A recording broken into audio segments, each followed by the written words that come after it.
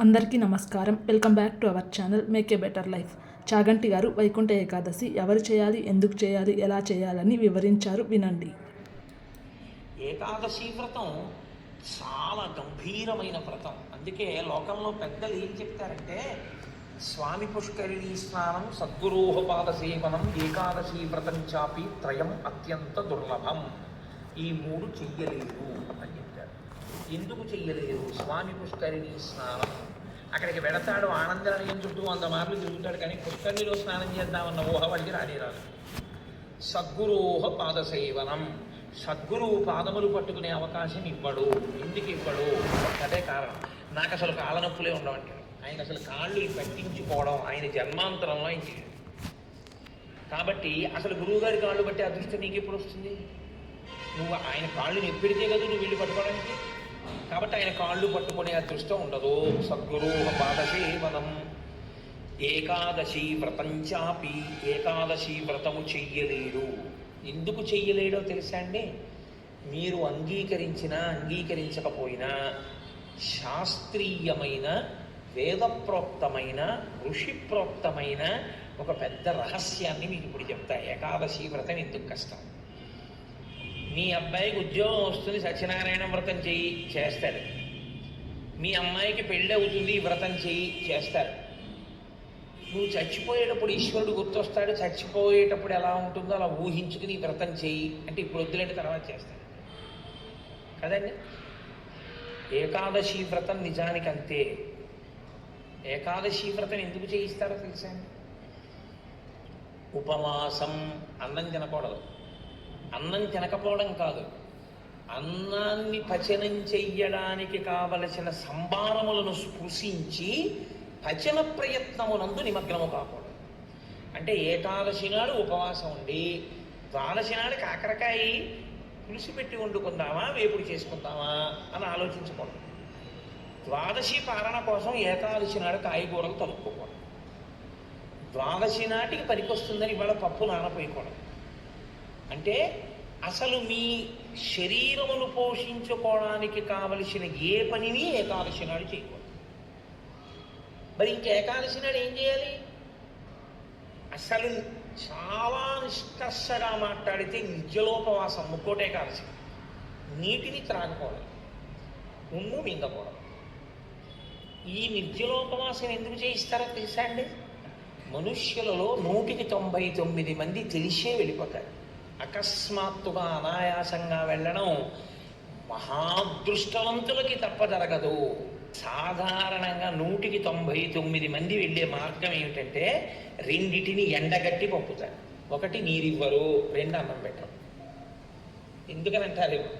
తీసుకెళ్ళి ఎక్కడ పడుకోబెడతారు intensive care యూనిట్లో.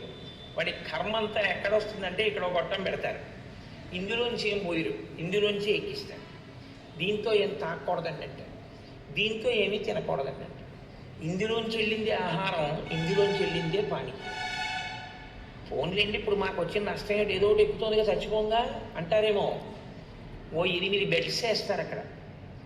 అకస్మాత్తుగా వీడికి పెటిడ్రిన్ ఇంజెక్షన్ ఇచ్చి వీడు పడుకుని ఉంటే 11ంటికి గొళ్ళు మరి ఏడుపు వినపడుతుంది. 3వ బెడ్ మీద వాడిని స్ట్రెచ్చర్ మీద బయటికి తీసుకెళ్ళిపోతుంటాయి. వీడికి గుండెలు గుబక్కుమంటాయి.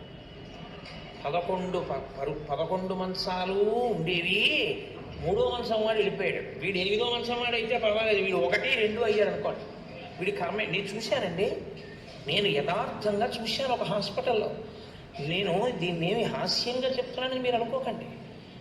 3 మంచాలలో మధ్య మంచం ఆయన వెళ్ళిపోయాడు. నేను చూస్తున్నా, ఎవరో కాదు, మా బంధువే. ఏడుస్తుంటే డాక్టర్లు అన్నారమ్మా ఇక్కడ ఏడవకూడదు, నిశ్శబ్దంగా తీసుకెళ్ళి బయట ఏడవటం. ఎందుకంటే వాళ్ళు ఏడిపోతారు, గట్టిగా ఏడిస్తే ఏడవకూడదన్నారు. నిజమే అది. వాడు అప్పటికే, నేను వెళ్ళిపోయిన వాడిని చూడటం లేదు, 1, 3 మంచాల వాళ్ళని చూస్తాను. వాళ్ళు వీడు వెళ్ళిన మార్గం మూసుకుపోవుగాక అని వాళ్ళిద్దరు అలా చూస్తున్నారు. వీడు అదే వ్యాధితో జాయిన్ అయిన వాడికి ఎంత భయంగా ఉంటుందంటే, గబాలను ఓ గోనుగుడలో పారేసి దగ్గరికి చేసి పట్టుకెళ్ళిపోతున్నారు బయటికి. పట్టుకెళ్ళిపోతుంటే ఆ బయటికి తీసుకెళ్ళిన తర్వాత ఇలా కిటికీలోంచి చూస్తే ఏం చేస్తున్నారో అన్నీ కనపడుతున్నాయి. కనపడుతుంటే వీడికి ఎలా ఉంటుంది, వీడి పరిస్థితి ఎలా ఉంటుంది? నాన్న రామకృష్ణ అనుకో, ఇప్పుడు నీ మొహం ఇట్లా ఎక్కడంటానంట తినలేడు, తాగలేడు, బయటికి వెళ్ళలేడు. తింటే తప్ప తాగితే తప్ప నిద్ర పట్టడం అలవాటుగా చేసుకుని ఉన్నవాడు. కడుపు నిండా తింటే కనుపడిపోవడం. అందుకని రాత్రి అయ్యేటప్పటికీ బాగా తినేసి పడుకోవడం, నిద్రైపోవడం, మళ్ళీ లేవడం, మళ్ళీ తింటూ ఉండడం. ఇది అలవాటు అయిపోయింది చాలా కాలంగా. ఇప్పుడు కాదు, కోట్ల జన్మలుగా జీవుడు అలవాటు చేసుకున్నాడు దీన్ని. ఇప్పుడు తినకుండా తాగకుండా ఈశ్వరుణ్ణి నామం కూడా చెప్పు. ఇంతకన్నా క్లేశం ఇంకోటి ఏముంటుందంటే? తినద్దంటే క్లేశం, తాగద్దంటే క్లేశం. పోనీ తినద్దు తాగండం, తాగద్దు తినండం. తినద్దు తాగద్దని ఊరుకోడు భగవన్నామని చెప్పమంటాడు. తినద్దనేటప్పటికే ఏమవుతుందంటే ఏకాదశి నాడు ఉపవాసం చేయండి అన్నాడు అనుకోండి. ఇంకో దోష ఇవాళ తినేద్దాం అంటే రేపంతా ఉపవాసం అంటే. కాబట్టి తినద్దు అంటే భయం, తాగద్దు అంటే భయం. తినద్దు తాగద్దు అని ఊరుకోరు. భగవన్నామని చెప్పేటప్పుడు మనసును అలా ఈశ్వరుని యందు నిలబెట్టు అంటారు. ఇప్పుడు ఈ మూడు సాధించడం మీ పిల్లల కోసం కాదు, మీ భర్త కోసం కాదు, భార్య కోసం కాదు. ఎవరి కోసం? ఎవరికి వారి కోసం. ప్రతి పక్షంలోనూ ఒకసారి ఈ ఎక్సర్సైజ్ చేస్తే, ఈ వ్యాయామం చేస్తే, రిహార్సల్ అని ఒకటి ఉంటుంది. అంటే చూడండి, ఒక నృత్య ప్రదర్శన చేసేవాళ్ళు 10 మాటలు బయట వేసుకుంటారు. ఒకసారి ఇలా వేద్దాం, ఇలా వేద్దాం. దాన్ని తీసుకొచ్చి చిట్ట చివర ఒకసారి రంగస్థలం మీద వేసేస్తారు. అలాగే ప్రతి పక్షంలోనూ ఒకసారి రిహార్సల్ వేస్తాడు. వెళ్ళిపోయేటటువంటి పద్ధతిని ఊహ చేస్తాడు. ఏమీ తినడం, ఏమీ తాగడం, ఈశ్వరుణ్ణే స్మరిస్తూ ఉంటాడు. ఇప్పుడు ఇది క్లేశపడిపోతూ ఉంటుంది. మనసుని మాత్రం ఈశ్వరుని ఎందే పెట్టుంచుతాడు. ఇది బాగా అలవాటు అయిపోయింది. ఆ రోజు వచ్చేసింది. తినకూడదు, తాగకూడదు, ఈశ్వరుడి మీద మనసు పెట్టాలి. అభ్యాసం కూసి విద్య కదూ, నిలబెట్టేస్తాడు. నిలబెట్టేస్తే ఏమయ్యాడు? ఆఖరి ఊపిరిలో కూడా ఆయన పేరు చెప్తూ వెళ్ళిపోతాడు. మరి డాక్టర్లు ఉన్నారు కదండి, మీరు అనొచ్చు, 1,000,000 మంది వైద్యులు కూడి వచ్చినా కానీ మరణమయ్యేది వ్యాధి మాంపలేదు. చచ్చిపోయే వాళ్ళందరూ డాక్టర్లు లేక చచ్చిపోయారు అనుకోకండి. ఈశ్వరుడు ఆయుర్దాయం ఇవ్వాలనుకుంటే డాక్టర్ రూపంలో అనుగ్రహించగలరు. ఈశ్వరుడు ఇచ్చినవాడు. కాబట్టి ఏకాదశి వ్రతానికి ఉన్న ప్రధాన ప్రయోజనం ఏమి? అది మృత్యువుని వచ్చినప్పుడు ఎలా ఉంటుందో తత్సంబంధమైనటువంటి తర్ఫీదు మనసుకు ఇచ్చుట. అందుకే ఏ వ్రతానికి చెప్పండి ఏకాదశి వ్రతం చాపి త్రయం అత్యంత దుర్లభం అని ఎందుకంటారో తెలుసా అండి? అసలు నువ్వు అలా ఊహ చేస్తూ కూర్చుని సిద్ధంగా ఉండడం 1/2 గంట చెయ్యలేవు. ఓ వారం ఓ పక్షంలో చేసి అయ్యి బాబోయ్ అలా మళ్ళీ ఏకాదశి వచ్చేస్తే మళ్ళీ అలా ఊహిస్తూ అలా ఉండాలంటే భయంగా ఉందండి, ముక్కోటి ఏకాదశి చేసేస్తాను. కాబట్టి ఈశ్వరుడు అంటాడు, పోన్లే ఏడాదంతా చేయలేవా, బెంగెట్టుకోకు. ఏడాదంతటికి బదులుగా ముక్కోటి ఏకాదశి చేస్తావా? అప్పుడు నేను ఎన్ని ఫలితాలు ఇవ్వాలి నీకు? 23 ఏకాదశుల ఫలితం ఇవ్వాలి. అథవా ఈ ఏకాదశితో కలిపి 24 ఏకాదశుల ఫలితం ఇవ్వాలి. కానీ నేను ఒకటి ఎక్కువ అడుగుతాను, దానికి తగినంత నీకు ఇస్తాను. నేను అడిగిన ఎక్కువ చెయ్యాలి. నువ్వు అడిగిన దానికన్నా కొన్ని కోటి రెట్లు ఇస్తా. 3 కోట్ల ఏకాదశుల ఫలితం ఇస్తా. కానీ మామూలు ఏకాదశుల కన్నా విరుద్ధంగా నువ్వు దీన్ని చెయ్యి. ఎందువల్ల విరుద్ధంగా చేయవలసి ఉంటుంది? ముక్కోటి ఏకాదశి అంటే మామూలు ఏకాదశి నాడు మీరు ఉపవాసం చేసేటప్పుడు పండు కానీ కాయ కానీ అథవా కాసిన పాలు కానీ తాగితే ఉపద్రవం ఏం రాదు, దానికి దోషం పట్టదు శాస్త్రం. ఎందుకంటే శాస్త్రం ఉపవాసం మీద చర్చ చేస్తుంది. ఉపనిషత్తుల్లో ఆ విషయం ఉంది, వేదంలో ఆ విషయం. ఎప్పుడెప్పుడు ఉపవాసం ఎలా చెయ్యాలి అన్నది ఉంది. ఆదివారం నాడు కానీ, పౌర్ణమి నాడు కానీ, అమావాస్య నాడు కానీ రాత్రి ఉపవాసం మాత్రమే చెయ్యాలి. పగటిపూట ఉపవాసం చేయకూడదు. ఆదివారం నాడు రాత్రి ఏమీ తినకూడదు. పౌర్ణమి నాడు రాత్రి ఏమీ తినకూడదు. అమావాస్య నాడు రాత్రి ఏమీ తినకూడదు. ఆ ఉపవాస నియమం అక్కడ వరకే. పగటిపూట మీరు భోజనం చేసినా పలహారం చేసినా శాస్త్రం అడ్డురాదు. సాధారణంగా శాస్త్రం ఏం చెప్తుందంటే 2 పర్యాయములు తీసుకోమని చెప్తుంది. 2 పర్యాయములు తీసుకోవచ్చు. కానీ ఇక రాత్రి వేళ తినకూడదు. అష్టమి తిథి, చతుర్దశి తిథి, ఈ 2 తిథుల్లో పగటి వేళ తినకూడదు, రాత్రి వేళ తినాలి.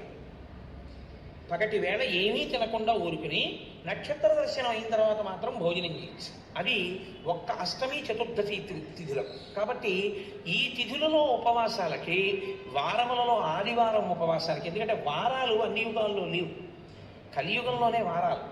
మీరు రామాయణాన్ని చూస్తే రామాయణంలో వారాలు ఉండవు. కాబట్టి వార నియమం ఎవరికి వచ్చిందంటే ఒక్క కలియుగంలోనే వచ్చింది. కలియుగంలో ఆదివారమే ఉపవాసం ఎందుకు పెట్టారో తెలుసా?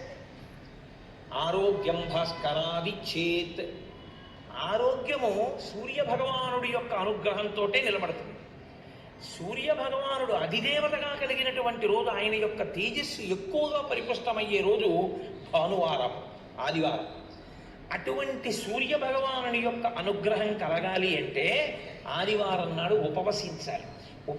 ఉపవసించుట అన్న మాటని మీరు ఎప్పుడు రెండు కోణాల్లో అర్థం చేసుకోవాలి. రెండు కోణాల్లో అర్థం చేసుకోవడం అంటే కడుపు ఖాళీ అయిన తరువాత మళ్ళీ వేయకుండుట. శరీరానికి ఆరోగ్యం ఎప్పుడూ డాక్టర్ దగ్గరికి వెళ్లకుండా ఉండడానికి 3 ఉన్నవాడు వెళ్ళడు అని ఆయుర్వేదం చెప్తుంది. ఎవరు వెళ్ళడు అంటే కడుపులో వేసిన పదార్థమంతా ఖాళీ అయ్యే వరకు మళ్ళీ వెయ్యనివాడు. కడుపులో పదార్థం వేశారనుకోండి, అది పూర్తిగా పచనం అయిపోయి కడుపు ఖాళీ అయింది, అప్పటి వరకు వేడు మళ్ళీ. అలా వెయ్యని వాడెవడో వాడు వైద్య దర్శనం చెయ్యడు. ఎడమ పక్కకి తిరిగి ఎడమ చేతిని తల కింద పెట్టుకుని గుండెలు పరుపుకో బొంతకో తగిలేట్టుగా పడుకున్నవాడు వైద్యుణ్ణి చూడడు. 3, ప్రతిరోజు రాత్రి తాంబూల చర్వణం చేస్తూ కొంచెం సేపు నడిచి పడుకునేవాడు వైద్యుణ్ణి చూడడు. ఈ 3 పూర్ణారోగ్యానికి ఆయుర్వేద శాస్త్రం విధించినటువంటి నియమాలు. అందుకని అలాగే పడుకోవాలి. అందుకే మీరు ఎప్పుడైనా మహాత్ములు పడుకోవడం చూస్తే ఎప్పుడు ఎడం పక్కకే పడుకుంటారు. కారణం ఏంటంటే ఎడం పక్క పడుకోవడం ఆరోగ్యాన్ని ఇచ్చేస్తుంది, వైటల్ ఆర్గాన్స్ అన్నింటినీ సేఫ్ గార్డ్ చేస్తుంది. నేను ఒకసారి డాక్టర్ గారిని అడిగాను, ఏంటంటే అలా ఉంది ఆయుర్వేదంలో. నిజమేనంటే అలాగే పడుకోవాలన్నారు. అంతేనండి, మేమైనా అలాగే చెప్తాం, ఎడం పక్క తిరిగి పడుకుంటే చాలా మంచిది కోటేశ్వరరావు అన్నారు. కాబట్టి నేను పురాణాల్లో ఉన్న ఎన్నో విషయాలు డాక్టర్ గారిని అడుగుతుంటే వాళ్ళు నిజమేనంటే ఇవన్నీ అంటుంటారు. నేను శరత్కాలంలో అమ్మవారి పూజ ఎందుకు చేస్తారు అన్నదాని గురించి దేవి భాగవతంలో ఉన్న విషయాల్ని కొన్నింటిని ఒకసారి ఒక డాక్టర్ గారిని అడిగితే ఆయన నాకు తెల్లబోయే రహస్యాలు చెప్పాడు. మీరు చెప్పినవే హ్యూమన్ ఎనాటమీలోకి మార్చి చెప్తే మాకేం చెప్తారంటే చలికాలంలో తమంత తాముగా నాడులన్నీ కూడా సన్నపడిపోతాయి. చలిగాలికి కొవ్వు చిన్న చిన్న చిన్న చిన్న చిన్న చిన్న గింజల్లా ఉండి పరిగెడుతుంటుంది రక్తంలో. ఎప్పుడైతే నాడులు ఇలా రక్తనాళాలు సంకోచించాయో అది వెళ్ళి ఆగుతుంది. వెనక నుంచి వస్తున్నది వచ్చి దాన్ని తగులుకుని ఆగుతుంది. గసగసాలు ఒకదాన్నొకటి తగులుకున్నట్టుగా తగులుకుని ముద్ద కట్టి ఆగుతుంది. రక్త ప్రవాహం ఆగిపోయి స్ట్రోక్స్ వస్తాయి. చలికాలంలో స్ట్రోక్స్ వస్తాయి కాబట్టి అలా రాకుండా ఉండడానికి దేవీ నవరాత్రులు చేయిస్తారు. దేవీ నవరాత్రుల్లో మృత్యుదంస్త్ర బయటికి వస్తుందని చెప్పడానికి కారణం అది అని నేను ఒకసారి దేవీ భాగవతం శ్లోకాలు మా ఇంటికి వచ్చిన డాక్టర్ గారికి చూపిస్తే యథార్థంగా మాకు వైద్యం చెప్పినప్పుడు దీన్ని ఇంగ్లీష్లో ఇలా చెప్పారండి, దాన్ని ఆ రోజు ఋషులు ఇలా చెప్పారనమాట అని ఆయన తెలబోయాడు. కాబట్టి మన ఋషులు అద్భుతంగా దాన్ని అన్వయం చేసి తీసుకొచ్చి చూపిస్తారు. కడుపులో పదార్థము పూర్తిగా అయిపోయేంత వరకు మళ్ళీ పదార్థం అందులో వెయ్యకూడదు. మీరు ప్రతిరోజు అలా వేస్తూ పెడుతున్నారనుకోండి, మళ్ళీ అది కడుపు ఖాళీ అవగానే మళ్ళీ వేశారు. మళ్ళీ అందులోంచి రసాయనాలు ఊరాలి, అది మళ్ళీ తిరుగుతూ ఉండాలి. మీ ప్రయత్నం లేకుండా ఎప్పుడూ తిరుగుతూ మీ ప్రయత్నం లేకుండా ఆగిపోయేటటువంటి స్పందనలు శరీరంలో ఈశ్వరాధీనములై కొన్ని ఉంటాయి. వాటిని మీరు అసలు ఆపలేరు. ఊపిరితిత్తి, గుండె ఇలాంటివి మీరు ఆపు అని అడగను లేరు. నువ్వు విశ్రాంతి తీసుకోవాలన్నా ఆగను. ప్రయత్నపూర్వకంగా మిగిలిన వాటి ఆరోగ్యం కోసం ఒక దాన్ని ఆపమని చెప్పింది శాస్త్రం. దేన్ని ఆపాలి అంటే కడుపులో ఉన్న కండరముల యొక్క కదలికకి విశ్రాంతినిమ్మని చెప్పింది. కడుపులో ఉన్న కండరములకు విశ్రాంతిని ఎవరిస్తారో అటువంటి వారి ఆరోగ్యము బాగుంటుంది. కడుపులో ఉన్న కండరముల కదలిక ఎప్పుడు ఆగుతుందంటే దాని లోపల పదార్థమును వేయడం ఆపితే ఆగుతుంది. అందుకని ఏం చేస్తారంటే ఉపవాసము అన్న పేరుతో లోపల పదార్థం వెయ్యరు. వేయకపోతే ఏమవుతుందంటే కండరములు కదలవు. కండరములు కదలకపోతే కంటికి కడుపుకి దగ్గర సంబంధం. కడుపు నిండకపోతే, కడుపు ఖాళీగా ఉంటే కనురెప్ప పడదు. కనురెప్ప పడకపోతే మీరు ఈశ్వరుడి యందు దృష్టి నిలబెట్టి ఈశ్వరుడి యొక్క ఆరాధన చేయగలరు. కాబట్టి ఉపవాసం అన్న దాంట్లో అన్నం తినకుండా ఉండడం అనేటటువంటిది ప్రధానమైన నియమము. దీనికి మినహాయింపు ఇచ్చి ఎట్టి పరిస్థితుల్లో చెయ్యకూడని వాళ్ళని ఇద్దరిని చెప్పింది శాస్త్రం. 8 ఏళ్లకు ముందున్నవాడు 80 ఏళ్ళు దాటినవాడు ఉపవాసం చేయరాదు జీవితం. ఈ ఇద్దరికీ నిషేధం. 8 ఏళ్ళు కింద ఉన్న వయస్సు, 80 ఏళ్ళు పూర్తయిన వాళ్ళు ఉపవాసం చేస్తే పాపం, వాళ్ళు చేయకూడదు. ఎందుకని అంటే వాళ్ళ శరీరం అంగీకరించదు, అందులోకి పదార్థాన్ని వేయకపోతే ఒప్పుకోదు. 3వ మినహాయింపు ఒకరికి ఇచ్చింది. కడుపులోకి పదార్థం వెయ్యకపోవడమే విషంగా మారిపోయి శరీరాన్ని పడగొట్టగలిగిన వ్యాధి ఏదైనా సంక్రమించి ఉంటే, అంటే ఓ షుగర్ పేషెంట్ అనుకోండి, ఆయన అలా ఉండిపోయాడు అనుకోండి, ఫాస్టింగ్లో పడిపోతుంది, కోమలోకి వెళ్ళిపోతాడు. అప్పుడు ఆయన పదార్థాన్ని శరీరం నిలబెట్టుకోవడానికి కావలసినంత పదార్థాన్ని లోపలికి పంపినా ఆయన ఉపవాసం చేసిన వాడే. మీరు ఎప్పుడు ఒకటి గుర్తుపెట్టుకోవాలి, శాస్త్రం ఎప్పుడు మాట్లాడినా చాలా ఉదారంగా మాట్లాడుతుంది. శాస్త్రము కఠినంగా అసలు ఎప్పుడు ప్రవర్తించదు. అలా చెయ్యలేరు మీరు, నిజంగా చాలా కష్టం. కాబట్టి 8 సంవత్సరముల లోపు వాళ్ళు, 80 సంవత్సరములు దాటిన వారు ఉపవాసమును చేయరాదు. ఉపవాసమును చేయరాదు అంటే పదార్థమును విసర్జించి ఉండరాదు. కాబట్టి ఉపవాసము అన్న మాటలో మీ కడుపు కండరములు కదలకుండా విశ్రాంతి ఇచ్చుట అన్నది ప్రధాన ప్రక్రియ. ఇది మీరు చూడండి, ఇవాళ రేపు పెద్ద పెద్ద ప్లాంట్స్ కూడా షట్ డౌన్ అంటారు, కావాలని ఆఫ్ చేస్తారు, వాటి లాంగివిటీ పెరుగుతుంది, జీవితకాలం పెరుగుతుందని. అదే అన్వయం ఋషులు శరీరానికి చేశారు. ఇది కూడా ఒక యంత్రాంగం, ఇది ఒక తెప్ప. ఇది ఉంటే నువ్వు పుణ్యం చేస్తావు, ఇది ఉంటే నువ్వు ఇంకొక ధర్మకార్యం చేస్తావు. అసలు ఇదే లేకపోతే ఇంకేం చేస్తావు? ఇక జీవుడు చేసుకోవడానికి ఏం లేదు, ఇది ఉపకరణం. కాబట్టి దీన్ని చాలా జాగ్రత్తగా నిలబెట్టుకోవాలి. నిలబెట్టుకోవాలంటే దీని ఆయుర్దాయం పెంచాలంటే 2 రకాలుగానే పెంచాలి. ఒకటి, ఆవేశపడి ఊపిరి తీయకుండా ఉండాలి, ఎందుకంటే ఊపిరిలో ఆయుర్దాయం ఉంటుంది కాబట్టి. 2, అదే పనిగా దొరికింది కదా అని తింటూ ఉండకూడదు. కాబట్టి ఉపవాసం చేయాలి. ఈ 2 ఎవడు చేస్తాడో వాడు దీర్ఘాయుష్మంతుడు అవుతాడు. ఎవడు దీర్ఘాయుష్మంతుడు అవుతాడో వాడు పాపం చేయడానికి దీర్ఘాయుష్మంతుడు కాకూడదు. దేనికి దీర్ఘాయుష్మంతుడు కావాలి అంటే తన జీవుణ్ణి చక్కబెట్టుకోవడానికి దీర్ఘాయుష్మంతుడు కావాలి. అలా చేసేటటువంటి ప్రక్రియలో వచ్చిన అద్భుతమైనటువంటి తిథి ముక్కోటి ఏకాదశి. ఈ ముక్కోటి ఏకాదశి నాడు సర్వేషాం భోజనద్వయం అన్నారు. అది చాలా విచిత్రమైనటువంటి మాట. అసలు ముక్కోటి ఏకాదశి నాడు నువ్వు చెయ్యవలసింది ఏదో తెలుసా? సర్వేషాం భోజనద్వయం. ఈ శ్లోకం చాలా చమత్కారమైనటువంటి శ్లోకము. అందరూ కూడా భోజనద్వయం, 2 మాటలు భోజనం చేయండి. అదేమిటండి, సర్వేషాం భోజనద్వయం అయితే ఉపవాసం ఎక్కడుంది అందులో? మరి ఇప్పటిదాకా మమ్మల్ని పట్టుకు పీకు తినేశావు, శరీరం చెరుక్కర్రన్నావు, దీన్ని నలిపేయాలన్నావు, దీన్ని క్లేశ పెట్టాలన్నావు, ఏకాదశి నాడు పెట్టకండి అన్నావు, ఉపవాసం చెయ్యండి అన్నావు, అలా 23 చేయకపోతే ముక్కోటి ఏకాదశి అయినా చెయ్యన్నావు. ఇన్ని చెప్పిన వాడివి మళ్ళీ ఇప్పుడే ఉంటున్నావు. ఏకాదశ్యాంతు కర్తవ్యం సర్వేషాం భోజనద్వయం. కర్తవ్యం, తప్పకుండా చెయ్యవలసిన పని.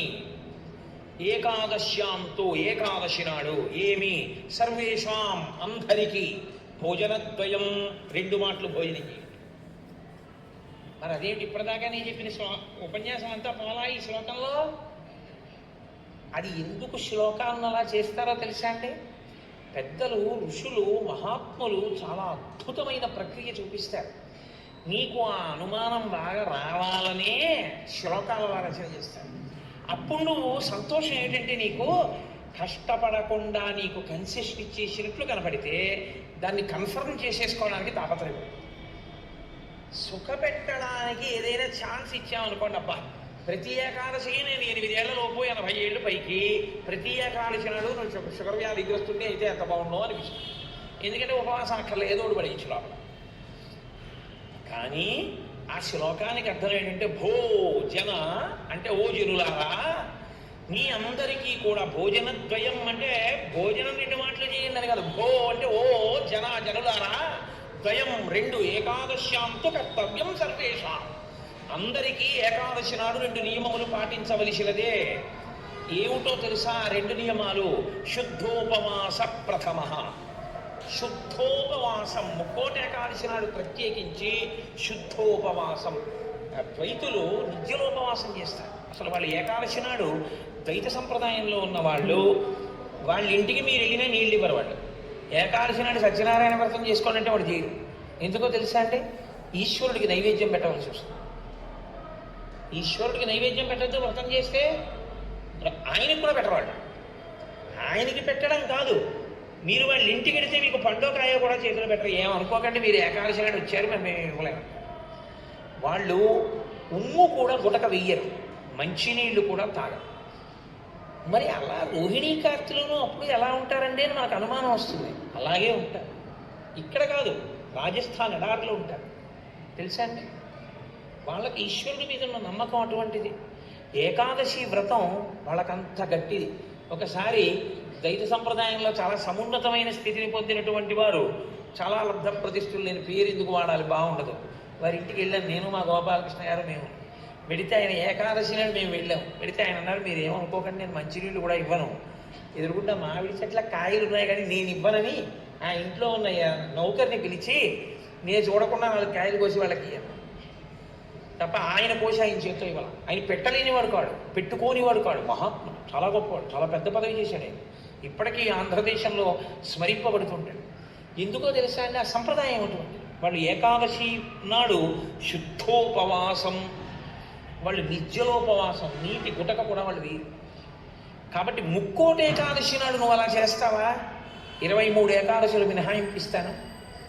శుద్ధోపవాస ప్రథమ అది చేసేస్తే అయితే ఏదో అలా మొత్తానికి నేను నానా కష్టాలు పడి ఏదో అశుద్ధోపవాసం చేసేస్తానండి, 3 కోట్ల ఏకాదశుల ఫలితం వచ్చేస్తుంది కదా అంటారేమో. సత్కథా శ్రవణం తథాహ, కేవలం తినకుండా కూర్చుంటే ఫలితం ఇవ్వరు. సత్కథా శ్రవణం, మీరు ఏదో భగవత్ సంబంధమైన విషయాన్ని వింటూ ఉండాలి. ద్వాదశ ఘడియలు వచ్చేవారు.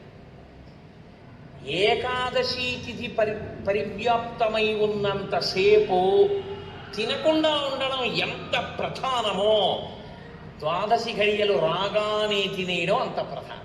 ధర్మం మారిపోతుంది అంతే. అందుకే అన్ని రోజుల కన్నా చాలా తొందరగా చద్దన్నం వండుకున్నట్టుగా తెల్లవారుజామున లేచి వంట చేసుకుని తినేసేది ఎప్పుడో తెలుసా అండి? ద్వాదశి తినాడు తింటారు. ద్వాదశి పారణ మధ్యాహ్నం చేయకూడదు, ద్వాదశి తిథి ప్రవేశించగానే చెయ్యాలి. అందుకే ఏకాదశి వ్రతం చేసిన వాడికి శ్రీ మహావిష్ణువే అందేశారు. అంబరీషుడికి దొరకరా? అంబరీషోపాఖ్యానం ఏకాదశి వ్రతం కాదు. ద్వాదశి ఘడియలు రాగానే నేను పాలన చెయ్యాలంటే కదా, దుర్వాస మహర్షి రాకపోతే నీళ్లు పుచ్చేసుకో, ఫోన్లేవయా మధ్యాహ్నం ఉండదా, ద్వాదశి సాయంకాలం ఉండదా, ఎప్పుడొస్తే అప్పుడే తింటానని కూర్చున్నాడా? ద్వాదశి ఘడియలు వచ్చేస్తున్నాయి, మరి ఏం చేయను? అంటే కొన్ని భోజనం చేయకపోతే నీళ్లు తాగేయాలి. నీళ్లు తాగేస్తే కదా ఆయనకి పాపం వచ్చింది. కాబట్టి ఏకాదశి వ్రతం నాడు ఉపవాసం ఎంత ముఖ్యమో, ద్వాదశి తిథి ప్రవేశించగానే, ద్వాదశి ఘడియ తగలగానే అన్నం తినేయడం అంత ముఖ్యం. అన్నం తినేయడం అంత ముఖ్యం అంటే చొక్కా వేసుకుని డైనింగ్ టేబుల్ మీద తినేస్తే ఏకాదశి వ్రతాన్ని కొక్కెత్తుకోదు. అన్నం ఎలా తినాలో అలాగే తినాలి. పైన చొక్కా బనీను లేకుండా శ్రద్ధాళువై తినాలి. నువ్వు ఏకాదశి ఉపవాసం చేసి ద్వాదశి నాడు ఇంకోళ్ళ ఇంట్లో హస్తోదకం పుచ్చుకున్నావు అనుకో, నీ ఏకాదశి వ్రతం పనికిరాదు. అది ఏ నిత్యము చెరించేటటువంటి వారు అటువంటి వారికి పనికొస్తుంది. లేదా ఏదో మహత్తరమైన ప్రయోజనం కోసం తప్పక బయట ఉండవలసి వస్తే వేరు తప్ప, అసలు ఉపవాసం చేసిన వాడు తనింట తాను తినాలి. ఎందుకో తెలుసా అండి? మరి మీ ఇంట్లో ఈశ్వరుడికి తులసిదళం వేశావా? మీ ఇంట్లో ఈశ్వరుడికి మహానైవేద్యం పెట్టావా? ఆయన ఉపవాసం లేడక్కడ. ఆయనకి ఏది నైవేద్యం ఏది? నేను మా ఇంటికి తాళం వేసేసి ఇక్కడికి వచ్చి నేను ఇక్కడ ఉపవాసం ఏంటి? నేను ఇక్కడ ఉపవాసం చేశాను, బాగుంది. ద్వాదశి నాడు మహానైవేద్యం ఎవరికి పెట్టను? నా సింహాసనంలో స్వామి ఉన్నారా? నా సింహాసనంలో స్వామికి అర్చన ఉండాలా? ఆయనకి నేను హస్తయోహ అర్ఘ్యం సమర్పయామి, పాదయోహ పాద్యం సమర్పయామి అని మహానైవేద్యం పెట్టానని నేను తినాలి. నేను ఎవరికి పెట్టను? నా భార్య ఏం పని చిప్పచనం చేసింది? ఎక్కడ వండింది? అందుకే పెద్ద పెద్ద నైమిత్తిక తిథులలో అసలు ఇల్లు విడిచిపెట్టి వెళ్ళకూడదు. వెడితే ఏమవుతుందంటే అసలు తను చేయడానికి అవకాశాన్ని కోల్పోతాడు. మరి నువ్వెందుకు వచ్చావు గుంటూరు అనొచ్చు. ఇంతకన్నా గొప్ప విషయం ఏదో చెయ్యవలసిన అవసరం ఒకటి ఉంది. ఈ సంవత్సరం నేను వదిలిపెట్టినా నేను అలా వెళ్ళడం వల్ల ఒక పెద్ద ప్రయోజనం ఒకటి జరగాలి అని నేను అనుకున్నప్పుడు నేను స్వామికి నమస్కారం చేసి బయలుదేరిపోతానంతే. అప్పుడు అదొక త్యాగం. నేను దాన్ని విడిచిపెట్టేసుకోవడమే త్యాగం అంతే. అందుకే ఏకాదశి వ్రతం అంటే, ఏకాదశి వస్తుంది కదండి నేను బయటికి ఎలా వస్తానని అడగలను. అంతేగాని ఏకాదశి వస్తుంటే నువ్వు బయటికి వెళ్ళిపోతే వ్రతం ఎలా చేస్తావు? కాబట్టి గుంటూరు వచ్చి ఉపవాసం చేయొచ్చా? చేయకూడదు. కాకినాడలో ఉండి ఉపవాసం చేయాలి. కాబట్టి ముక్కోటి ఏకాదశి చెయ్యడం అంటే శుద్ధోపవాస ప్రథమ నిర్జలోపవాసమే. అంతకన్నా మరి నేను మినహాయింపులు ఇచ్చి చెప్పడం నా వల్ల కాదు. కానీ శాస్త్రం ఒక్కరి విషయంలో మినహాయింపు ఇచ్చింది. శరీర కష్టం చేసుకుని బ్రతికే వాడిని మాత్రం ఉపవాసం చెయ్యమని నిర్బంధించవద్దు. వాడు పడిపోతాడు స్పృహ తప్పి, నీళ్ళు తాగకపోతే. కానీ అవకాశం ఉన్న వాళ్ళు మాత్రం తప్పకుండా చెయ్యవలసినదే, అంతకన్నా మార్గము లేదు. కాబట్టి శుద్ధోపవాస ప్రథమ నిర్జలోపవాసమే చెయ్యాలి. యథార్థమునకు మంచినీటి చుక్క కూడా ఇక ఏకాదశి తిథి నాడు పుచ్చుకోకూడదు. ద్వాదశి వచ్చింది ఇక నువ్వు ఉపవాసం ఉండకూడదు. ద్వాదశి తిథియందు ఉండగా, తిథియందు పరివ్యాప్తమై ఉండగా నువ్వు ఉపవసించి ఉండకూడదు. మళ్ళీ వ్యతిరేక ఫలితం వస్తుంది. ద్వాదశి తిథి ప్రవేశించేసింది ఇక నువ్వు పాలన చేసేయాలంతే. ఎలా పాలన చేయాలో తెలుసా అండి? ద్వాదశి తిథి ప్రవేశించేటప్పటికి నువ్వు పరిశేచనం చేసేయాలంతే. ద్వాదశి ఉదయం 6:30కు వచ్చింది అనుకోండి, మీరు 6:30 లోపల మీ భార్య గారు మీరు సంధ్యావందనం అనుష్ఠానం పూర్తి చేసే లోపల ఆవిడ మహానైవేద్యం సిద్ధం చేసి తీసుకొచ్చి ఇచ్చేయాలి. మీరు నైవేద్యం పెట్టేసి ఆ రోజు 6:30కి భోజనం చేసేయాలి. నాకు సహించదంటే అనకూడదు, చేసేయడమే. ఏకాదశి వ్రతమునందు ద్వాదశి కలిసిపోయి ఉంటుంది. నేను చెప్పింది అబద్ధమైతే అంబరీషోపాఖ్యానం అబద్ధమే, అంబరీషోపాఖ్యానం అబద్ధమైతే వ్యాసుడే అబద్ధం. కాబట్టి నేను చెప్పింది నిజం. ఏకాదశి వ్రతం అంటే అంతే, అలాగే చేస్తాను.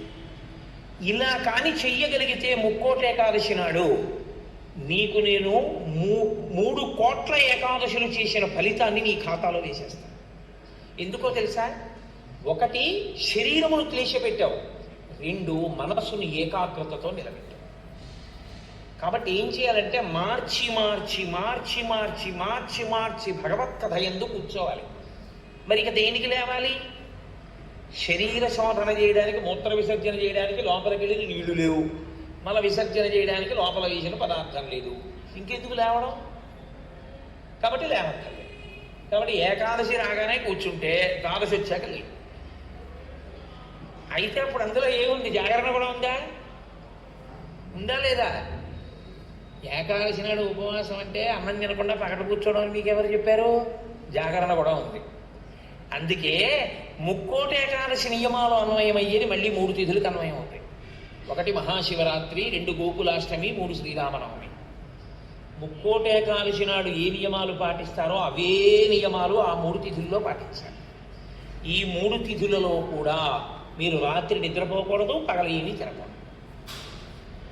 అందుకే చూడండి, మహాశివరాత్రి నాడు నేను పరిచయం చేయడానికి మీకు ఆ తిథి బాగుంటుంది. మహాశివరాత్రి అంటే జాగరణతో కూడిన ఉపవాసమే. అందుకని నిద్రపోయి ఉపవాసం చేసేస్తానంటే అప్పుడు ముందు రోజు ఏ ఇంజక్షన్ చేయించేసి పడుకోవచ్చు. 12 గంటల తర్వాత తెలివి వచ్చే ఇంజక్షన్ ఒకటి. అలా కుదరదు.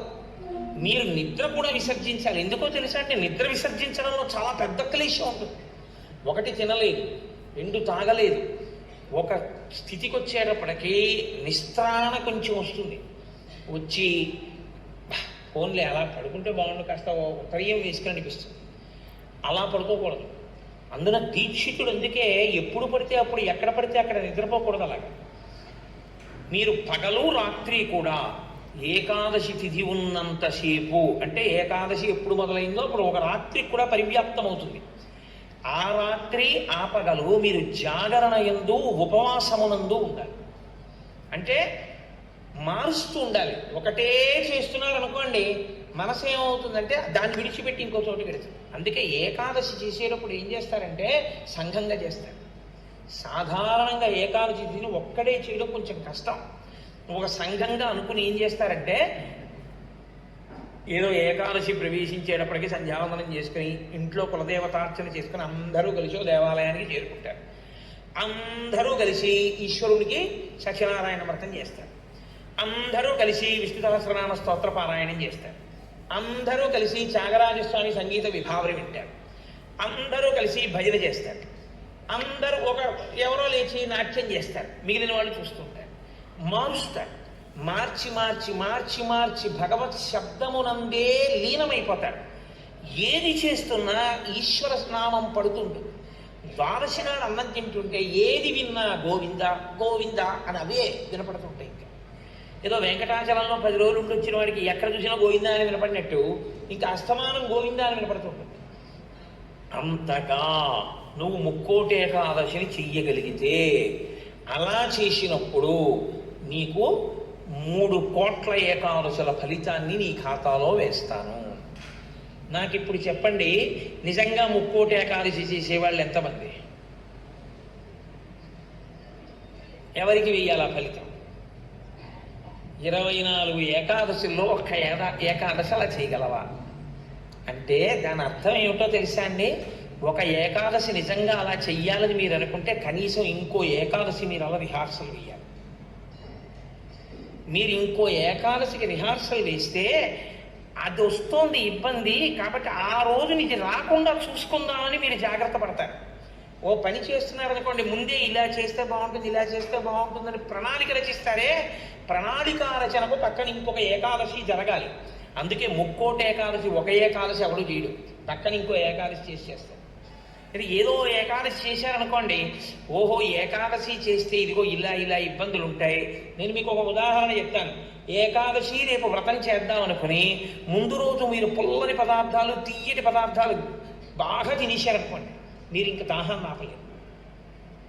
దాహము తనంత తాను పొటమరించకుండా ఉండాలి అంటే మీరు శారీరకమైన ఆంతరమైన జాగ్రత్తలు కొన్ని తీసుకోవాలి. ఒకటి, వేడిగా ఉన్న చోటుకి వెళ్ళి మీరు కూర్చోకూడదు, శరీరం పడిపోతుంది, డిహైడ్రేట్ అయిపోదు. కాబట్టి అందుకే పరమేశ్వరుడు కూడా అనుకూలమైనటువంటి కాలంలో ఇచ్చాడు, పుష్యమాసంలో ఇచ్చాడు. నీటిని శరీరం ఎక్కువ డిమాండ్ చేయదు ఈ టైంలో. ఇది ఆయన పట్టుకెళ్ళి రోహిణీ కార్తీలో పెట్టాడు అనుకోండి, అసలు ఉండడు ఆవిడ చేసేది కదండి. అందుకని పట్టుకొచ్చి హేమంత ఋతువులో పెట్టాడు, తనంత తాను పైనుంచి చల్లగా ఉంటుంది. కాబట్టి ఏకాదశి చెయ్యడం అంటే దాని అర్థం ఏమిటో తెలుసా అండి? దానికి 3 రోజులు ముందు నుంచి మీరు పదార్థముల మీద అదుపులోకి వచ్చేయాలి. ఇక ఒక్కసారి అది తింటే మళ్ళీ ప్రయత్నపూర్వకంగా మీరు మంచినీళ్ళు తాగాలనుకుంటే తప్ప దాహం వేయకుండా శరీరం నిలబడగలిగినటువంటి రీతిలో ఆహారం ఏది ఉంటుందో అటువంటి ఆహారాన్ని ఎంచి అంత సాత్విక ఆహారంతో నిలబెట్టాలి. నిలబెడితే ముక్కోటి ఏకాదశి నాడు నీళ్ళు అడగకుండా ఉంటుంది, శక్తి లోపల నిలబడుతుంది. అంతకు ముందు కొన్ని రోజుల పాటు మీలోని శక్తిని క్షయం చేసేయకుండా మీరు ఉండాలి. మీ తేజోక్షయం చేయకూడదు. అంతకన్నా ఇంకో మాట నేను చెప్పాను. అలా మీరు నిలబడగలిగితే ముక్కోటి ఏకాదశికి మీరు సిద్ధపడగలుగుతారు. అకస్మాత్తుగా ముక్కోటి ఏకాదశి ఓటీ చేసేస్తానంటే కుదరదు. కాబట్టి అసలు ముక్కోటి ఏకాదశి అన్నదాని ఎందు ఎంత సత్యమైన వాక్కులు ఉన్నాయో, శరీరమును క్లేశపెట్టడం అనేటటువంటిది శాస్త్రమునందు ప్రతి 11 రోజుల్లో ఒక రోజు తప్పదు. ఏకాదశి అంటే ఆ 11 ఈశ్వరుని యందు నిలబడాలి. 5 జ్ఞానేంద్రియాలు, 5 కర్మేంద్రియాలు, మనస్సు 11 నిలబెట్టాలి. దానికి ఉపవాసం చేయాలి. అథవా ముక్కోటి ఏకాదశి నాడు చెయ్యగలిగినటువంటి ఈ పరిస్థితులన్నింటినీ మీరు సమన్వయం చేసుకున్న శరీరాన్ని నిలబెట్టినా మీ మనసుని తీసుకెళ్లి ఈశ్వరుడి దగ్గర పెట్టడం మాత్రం అంత తేలికైన విషయం కాదు. కాబట్టి నేను మిమ్మల్ని అందరినీ నిరుత్సాహపరుస్తున్నాను అని మీరు అనుకోవద్దు. మీరు ఎప్పుడూ ఒక్క విషయం గుర్తుపెట్టుకోండి, మీరు ఏం చేశారు అన్నదాన్ని బట్టి 100% సిలబస్ బట్టి మార్కులు ఈశ్వరుడు వేయడు. మీ ప్రయత్నాన్ని చూసి హర్షించి వేసేస్తాడే. అసలు మీరు సంకల్పం ఒకటి చేశారనుకోండి, వచ్చే సంవత్సరం ముక్కోటి ఏకాదశి మనం ఎలా చేసుకుందాం అని ఓ 10 మంది పెద్దలు కూర్చుని వచ్చే ఏడాది మన దేవాలయంలో ముక్కోటి ఏకాదశి చేద్దాం. వచ్చే ఏడాది ముక్కోటి ఏకాదశి చేయడానికి నిజంగా అలా శరీరంలో పదార్థం వెయ్యకపోయినా నిలబడగలిగిన శరీరాలు ఇన్నున్నాయి. ఇందులో ఎంతమంది ఆ దారుఢ్యం ఉన్నవాళ్ళు ఉన్నారు? వాళ్ళని సప్తమి తిథి నుంచే మనం ఎలా సిద్ధం చేద్దాం. వాళ్ళని సిద్ధం చేసి ముక్కోటి ఏకాదశి నాడు ఎంతసేపు ఉండగలిగితే అంతసేపు ఉంటాడు. ఇక తప్పలేదు, 4 నీళ్లు గుటకలు వేయవలసి ఉంటుంది. నన్ను నమ్మండి, మీ ఉపవాసం పాడదు. అది పుచ్చుకోకపోతే ఈ శరీరం పడిపోతుంది. ఇప్పుడు ధర్మం ఏమైపోతుందో తెలుసా అండి? ఆమరణ నిరాహార దీక్ష శాస్త్రమునందు అత్యంత మహాపాపము. మీ శరీరం పడిపోయే వరకు మీరు మీ ఏమీ తినను, ఏమీ తాగదు అని భీష్మిస్తే ఆ వ్రతఫలం ఇవ్వరు, పిశాచత్వం ఇస్తారు. అన్నం తినకుండా నీళ్లు పుచ్చుకోకుండా ఎవడైనా శరీరాన్ని పడగొడితే వాడి జీవుణ్ణి పిశాచంలోకి ప్రవేశపెడతారు. అందుకని ఇప్పుడు మీ ప్రయత్నం మీరు చేశారు, ఇక శరీరం పడిపోతుంది, తప్పదు నీళ్లు పుచ్చుకోవాలి. ఇప్పుడు మీరు ఎంత నీరు తాగితే శరీరం నిలబడుతుందో అన్ని నీళ్లు తాగారు, అది ఉపవాసంలో అంతర్భాగం అయింది. ఇప్పుడు ఒక్క అరటిపండు లోపల వేయకపోతే ఈ శరీరం నిలబడదు. ఓ అరటిపండు లోపల పడేశారు, మీకు ఉపవాసమునకు భంగము రాదు. కాబట్టి గురుముఖత చాలా జాగ్రత్తగా శాస్త్రము చెప్పిన నియమములను బాగా విని అసలు దాని మీద తర్ఫీదు ఏడాది మొదలుపెట్టారు అనుకోండి, మీరు చాలా తక్కువ మందితో మేము ఇలా చేస్తాం అన్న సంకల్పం ఒకటి. రెండు, అన్నిటికన్నా ప్రధానంగా దృష్టిలో పెట్టుకుని చేయవలసింది ఏమిటో తెలుసా అండి? నీరు పుచ్చుకోకుండా ఆహారము పుచ్చుకోనప్పుడు మనసు ఆ స్థితికి వెడుతున్నప్పుడు ఎంత ఖేదపడుతుందో ఇప్పుడు అర్థమవుతోంది. ఇప్పుడు మనసు నిలబెట్టడం అనేది ఎంత కష్టమో తర్ఫీదు చేస్తానంటూ నిలబెడుతున్నాడు అనుకోండి, వాడు ఆఖరికి ఈశ్వరుడు ఎందుకు కలిసిపోతాడు. ఆ ఒక్క ప్రయత్నం వాడికి మనసు లొంగిపోతుంది. అంతే, లొంగిపోయి ఈశ్వరనామములు ఎంత ఖేదంలోనైనా చెప్పడం వాడికి అలవాటు.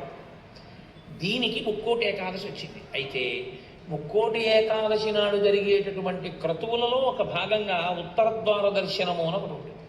ఇది మళ్ళీ సంప్రదాయంలో ఒక్క వైష్ణవ దేవాలయాల్లోనే. అసలు ఇంకా నేను పరమ సత్యం చెప్పవలసి వస్తే ఇది యథార్థమునకు ఒక్క శ్రీరంగ క్షేత్రమునకే సంబంధించింది. అందుకే ఉత్తర ద్వారం తీయడం అన్నది ఒక్క శ్రీరంగ క్షేత్రానికే ఉంది. అసలు నిజానికి మిగిలిన క్షేత్రాల్లో ఉత్తర ద్వారాలు తీయాలనే మాటలు లేవు. కాలక్రమంలో ఏమైందంటే అందరూ శ్రీరంగ క్షేత్రానికి వెళ్ళి ఇన్ని కోట్ల మంది ఉత్తర ద్వార ప్రవేశం చేయలేరు. కాబట్టి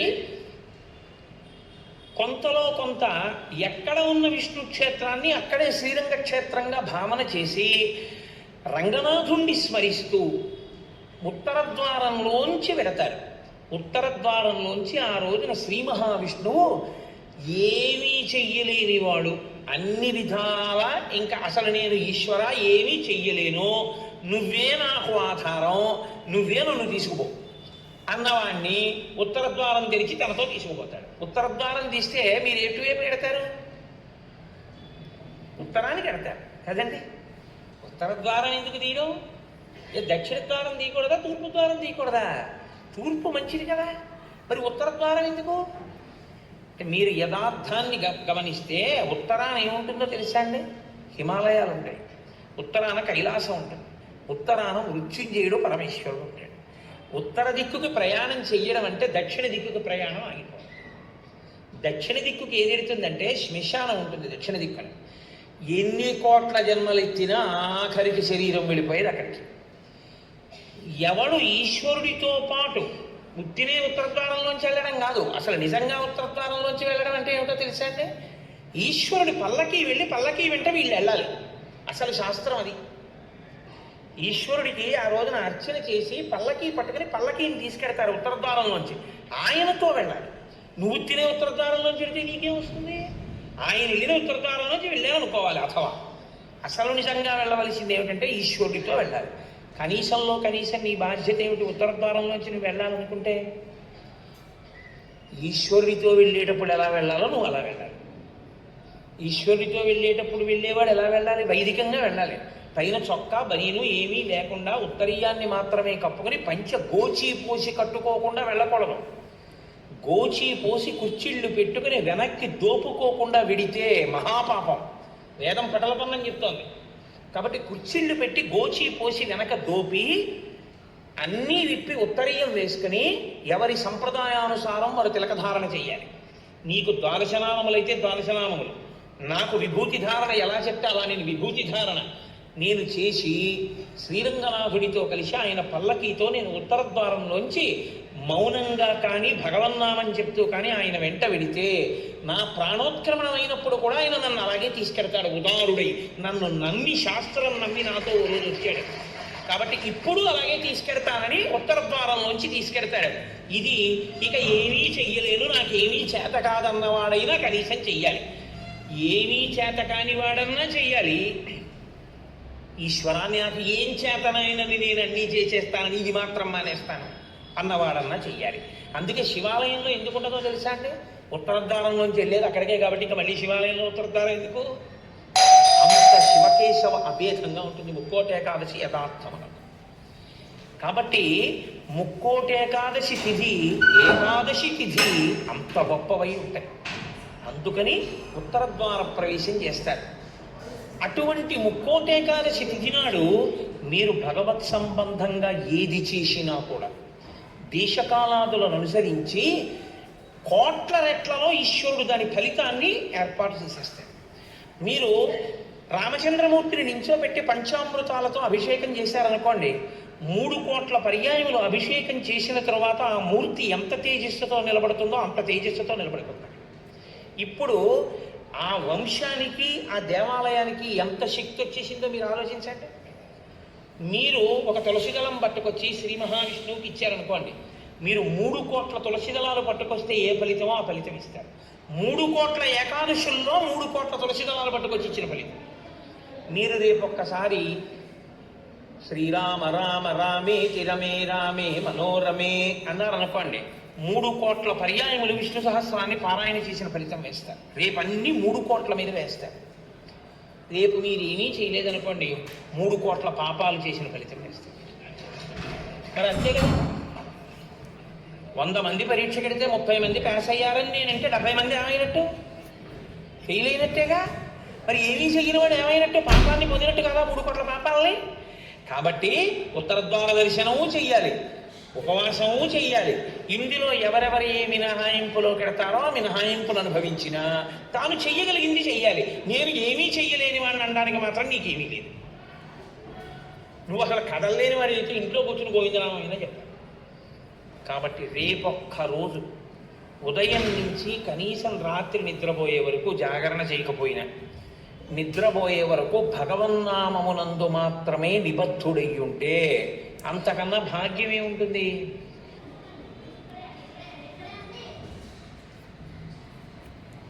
ఈ వీడియో మీకు నచ్చినట్లయితే లైక్ చేసి, షేర్ చేసి, సబ్స్క్రైబ్ చేసి పక్కనే ఉన్న గంట సింబల్ ప్రెస్ చేయండి. Thank you.